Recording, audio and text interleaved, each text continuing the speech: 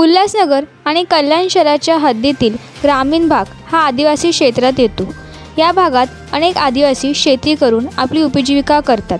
प्रकाश बुद्राणी यांनी राजस्थानमधून 2004 मध्ये भूमिपुत्र असल्याचा दाखला मिळवला। तो शेतकरी दाखला असल्याचं भासून अज्ञात आदिवासींच्या शेती जमिनी हडप केल्या।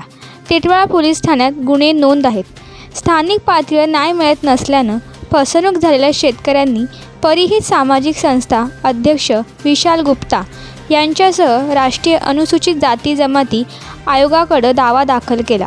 सर्वे नंबर 47 गट नंबर 120 व 121 ही जमीन बिगर शेती असल्याचं भासून नोतनदास तनवानी रोशन भाटिया यांना विकली। सदर जागेत बांधकाम करण्यास जिल्हाधिकारी नार्वेकर यांनी स्थगन आदेश दिले असताना बांधकाम सुरू आहे। हे राष्ट्रीय दलित आयोगाचं उल्लंघन आहे। त्यामुळे आयोगानं 16 मार्च 2020 रोजी जिल्हाधिकारी नार्वेकर आणि पोलीस अधीक्षक शिवाजी राठोड यांना आयोगासमोर उपस्थित राहण्याचे आदेशित केले आहे। शेतदाराशी पोट उपाशी अशी अवस्था आदिवासी शेतकऱ्यांची झाली आहे। प्रतिनिधी दत्ता करेसह एका मराठी न्यूज़ उल्लासनगर। गुप्ता जी, भरतकामा में जो आदिवासी का जो मामला सफरी है कि मामला पूरा है क्या ये? मामला बार बार पेपरों में आ रहा है। आप सभी को मालूम है कि आदिवासियों की जगह को कोई ले नहीं सकता, फिर भी झूठे प्रमाण पत्र के आधार पर आदिवासी जगह को लिया गया है। वही नहीं, जो ये भूमाफिया है, सेंचुरी कंपनी को भी एग्रीकल्चर लैंड बना के लिया है।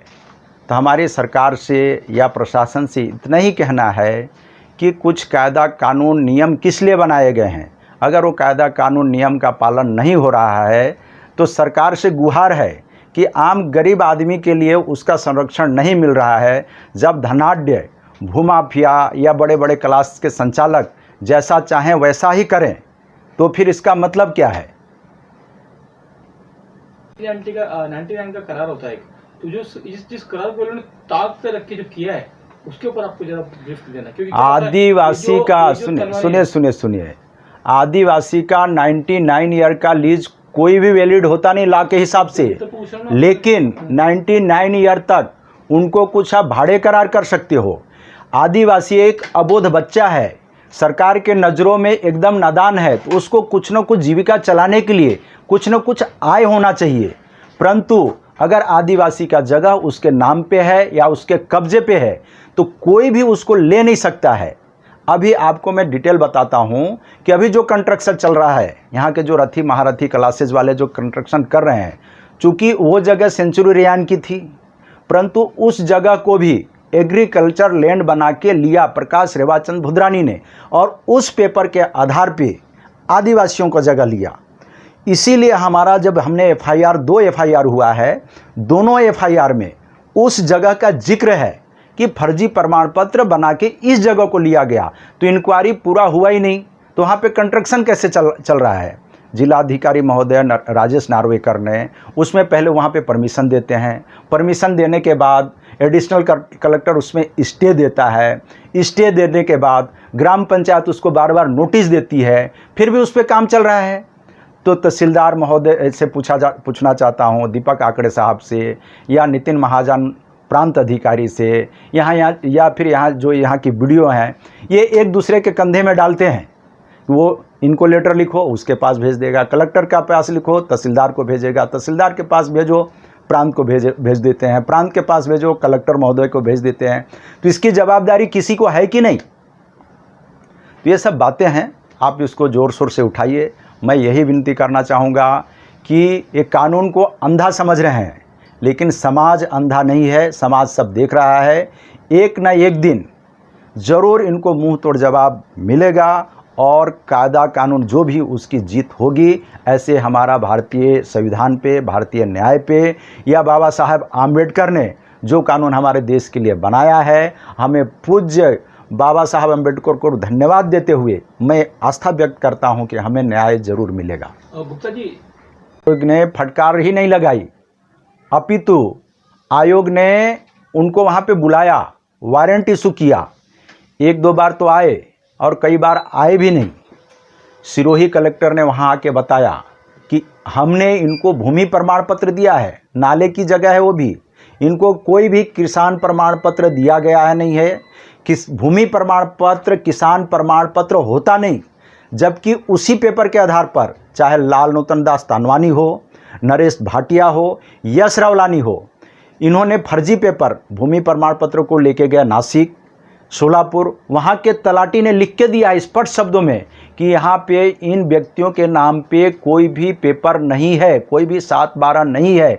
फिर उस पेपर के आधार पे इनको किसान का दाखला यहाँ पे कैसे दिया गया? अगर इन तलाटियों ने झूठा लिख के दिया है तो इन तलाटियों के ऊपर कार्रवाई हो। मैं तो इतना तक बोलता हूँ कि अगर मैं बार बार इस प्रश्न को उठाता हूँ और इसमें कोई गलत हो तो मेरे ऊपर कार्रवाई हो, लेकिन हाँ या ना तो बोलना चाहिए। ये गोल गोल घुमा रहे हैं, एक दूसरे के ऊपर डाल रहे हैं और बार बार कायदे की धज्जियाँ उड़ा रहे हैं। अगर नियम कायदा बनाया गया है, उसका पालन नहीं हो रहा है, तो फिर ये नियम कायदा का महत्व क्या है? सरकार इसमें ध्यान दे, हम ये गुजारिश करते हैं। इसमें लालनुतन दास तानवानी, प्रेम भंगाले, नरेश भाटिया, यश रावलानी, इनका रोल क्या है? तो ये जो क्लास के बड़े बड़े संचालक हैं, इन्होंने जब प्रकाश भुद्रानी ने 2004 में पेपर लिया, फर्जी पेपर बनवाया और उस पेपर के आधार पे एनए प्लाट को एग्रीकल्चर लैंड लेके लिया और उस पेपर के आधार पे आदिवासी जगह लिया, तो ये जो इसके ऊपर एफआईआर हो गई, इसकी इंक्वायरी चल रही है और उस जगह को इन्होंने ले लिया। एनए प्लाट थी, कोई भी कंपनी जगह लेती है तो वो एनए ऑटोमेटिक हो जाती है और सेंचुरी कंपनी ने उसकी बार बार एनए टैक्स भी गवर्नमेंट को भरा है।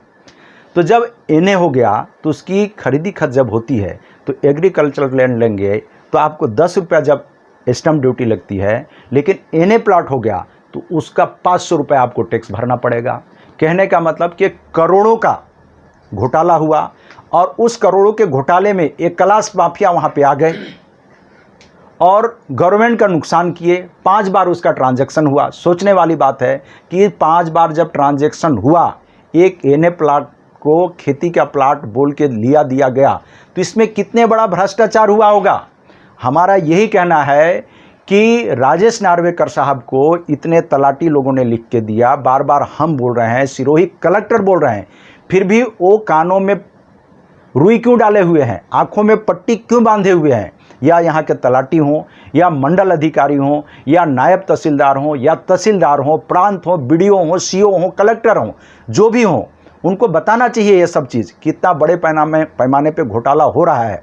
बीडीओ के पास हम जाते हैं, उनका कहना है कि कलेक्टर जिला का मालिक होता है, जो करेगा वो सही है। इसका मतलब क्या है कि कलेक्टर कायदे कानून को मानना नहीं है। हमारी कहना यही है कि कलेक्टर महोदय जिले के प्रथम नागरिक हैं, तो उनका महत्व भी सबसे बढ़ के होता है।